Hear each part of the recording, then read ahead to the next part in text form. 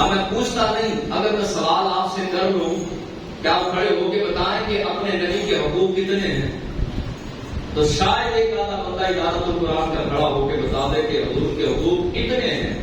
آج شفا کے اندر جو ہے وہ قاضی ایاز مالکی رحمہ نے 2 جلدوں میں حضور کے حقوق کو بیان کیا، لیکن 2 جلدیں کہاں پڑھنی ہیں؟ ہم تو 2 لفظ نہیں پڑھ سکتے، ہم تو تلاوت قرآن نہیں کر سکتے، ہمیں اپنے نبی کے حقوق کے بارے میں کیا پتا ہوگا؟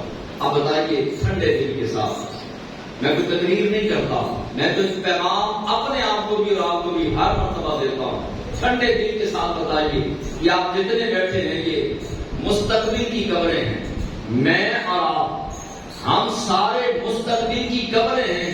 کوئی 10 سال کے بعد قبر کی صورت اختیار کرے گا، کوئی سال کے بعد، کوئی 2 سال بعد، کوئی 20 سال بعد، کوئی 5 ہفتے بعد، کوئی 2 ہفتے بعد، ہم مستقبل کی قبریں ہیں۔ اب قبر کے اندر جا کے جب بیوی بچے ماں باپ گھر بار سب کچھ چھوڑ چھاڑ کے قبرستان کے سناٹے کے اندر جانا پڑے گا۔ رب نے قبر کے اندر پوچھ لیا، بتا میرے محبوب کے حقوق کتنے تھے اور کون کون سے تھے؟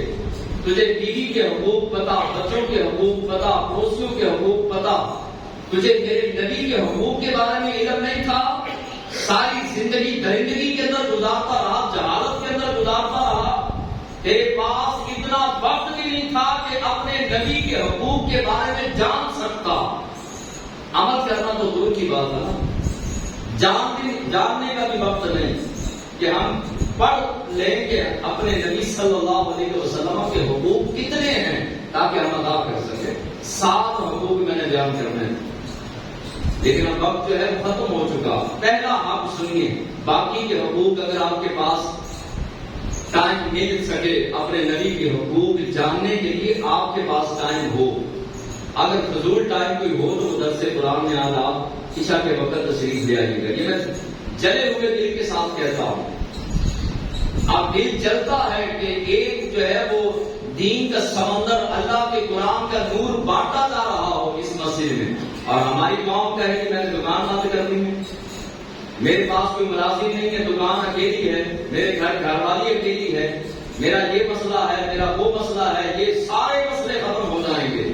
سانس بند ہونے کی دیر ہے، آنکھ بند ہونے کی دیر ہے، دکانیں بھی چلتی رہیں گی۔ یہ کشمیری بازار، پاکستان مارکیٹ، یہ ساری مارکیٹیں اسی طرح چلتی رہیں گی، ہم نہیں ہوں گے، لیکن نظام اسی طرح چلتا رہے گا۔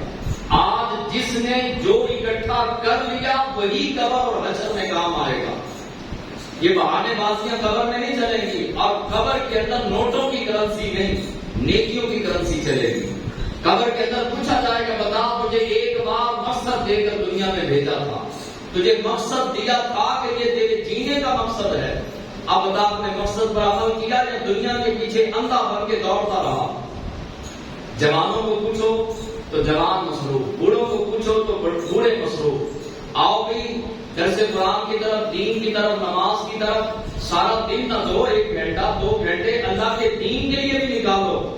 بہانے بنا کے ہم سے تو جان چھڑا دیں گے، بتائیے کہ قبر میں اور حشر میں کیا بہانہ بنائیں گے؟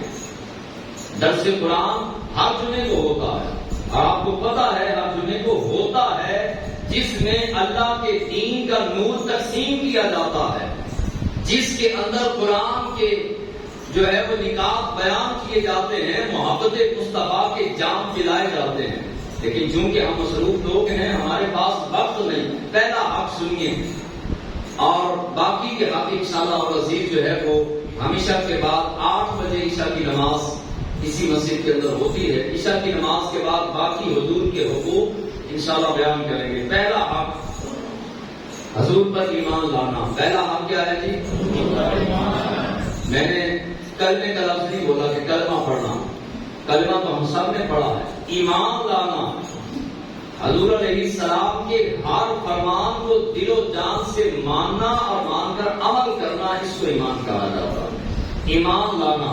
حضرت سراقہ یہ صحابی رسول ہیں، ایک بار حضور کے سامنے آئے تو فرمایا سراقہ تو اس وقت تک مرے گا نہیں جب تک کسرا کے بادشاہ کے کنگن، سونے کے کنگن جو ہیں وہ تیرے ہاتھ میں نہ آ جائیں۔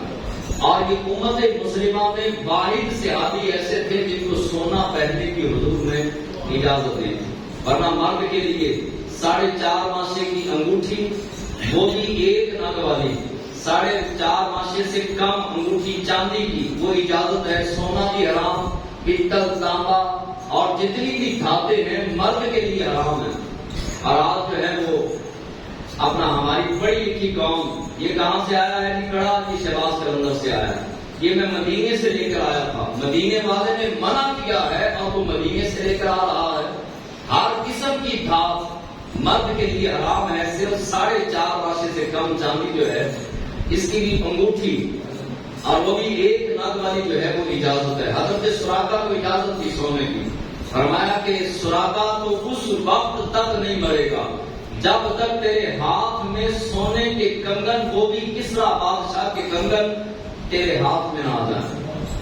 صحابہ کرام ایک جنگ پر گئے تھے، ایمان کسے کہتے ہیں؟ ہم بھی ایمان کا دعویٰ کرتے ہیں، اپنے نبی کی باتیں سنتے ہوئے منہ استعمال کرتے ہیں، اپنے نبی کی باتیں سنتے ہوئے خواہشیں اور دائیں دیکھنا، بائیں دیکھنا، گھڑیاں دیکھنا، ہم نے جو ہے وہ مذاق بنا رکھا ہے اسلام کو، ہم نے مذاق بنا رکھا ہے ایمان کو۔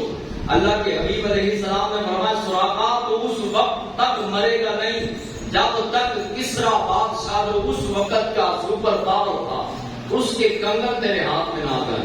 صحابہ کرام ایک جنگ پر گئے تھے تو کافروں نے قلعہ بند کر لیا، اپنے آپ کو قلعے کے اندر بند کر لیا، اب باہر نہیں نکل رہے۔ حضرت سراقہ نے کہا کہ اس طرح کرو، مجھے منجنیق کے اندر رکھو، منجنیق کے اندر رکھ کے مجھے اندر پھینکو، میں اندر جا کر کے جو ہے وہ دروازہ کھولوں گا، میں قلعے کا دروازہ کھول دوں گا، تم حملہ کر دینا اور ہم قلعہ فتح کر لیں گے۔ ایک صحابی نے کہا آپ ٹھیک تو ہیں، جس طرح گلیل ہوتی ہے، گلیل کے اندر پتھر رکھ کے تو اس طرح کھینچ کے مارا جاتا ہے، اسی طرح کی منجنیق ہوتی ہے۔ اب منجنیق کے اندر پتھر رکھ کے وہ پھینکا جائے تو پتھر کے ٹکڑے ٹکڑے ہو جاتے ہیں۔ اب صحابہ کرام نے کہا سراقہ اگر ہم پتھر کی جگہ تجھے رکھیں گے تو تیری ہڈیاں بکھر جائیں گی، مر جائے گا، یہ کس طرح کی بات کر رہا ہے؟ حضرت سراقہ نے ایمان کس طرح کا لایا؟ کہا رب ذوالجلال کی عزت کی قسم میں مر نہیں سکتا، اس وقت تک مجھے موت نہیں آ سکتی جب تک میں کسرا کے بادشاہ کے کنگن نہ پہن لوں۔ کہا کیوں؟ تو فرمایا کہ اس لیے کہ میرے نبی کی زبان نور سے نکلا ہے، سراقہ تو اس وقت تک تجھے موت نہیں آئے گی جب تک تو کنگن نہ پہن لے۔ تو دیکھو کنگن تو میں نے پہنے نہیں، لہٰذا مجھے موت آ نہیں سکتی، مجھے رکھو اور منجنیق کے ذریعے پھینکو، انشاءاللہ میرا بال بھی نکلا نہیں ہوگا۔ یہ ایمان ہے۔ اور آج حضور علیہ السلام نے فرمایا سچ بول کے تجارت کرو، اللہ تجارت میں برکت دے گا، مانتے ہیں، عمل نہیں کرتے، کامل ایمان نہیں ہے۔ اور کامل ایمان جس دن مسلمانوں کا ہونا شروع ہو جائے گا، خالق کائنات اس قوم کو برکتیں دینا شروع کر دے گا۔ مانتے ضرور ہے، کلمہ ضرور پڑھتے ہیں، لیکن نبی کریم علیہ السلام کے فرمودات پہ حضور نے فرمایا صدقہ دو، اللہ کی راہ میں خرچ کرو، خالق کائنات تمہیں 10 گنا نہیں 70 گنا عطا فرمائے گا۔ ہم کہیں جناب مسجد تعمیر ہو رہی ہے، 2، 250، 300 بندہ ہے، 4000 ہفتے کا جو ہے تو 4000، 5000 ہفتے کا اکٹھا ہو جاتا۔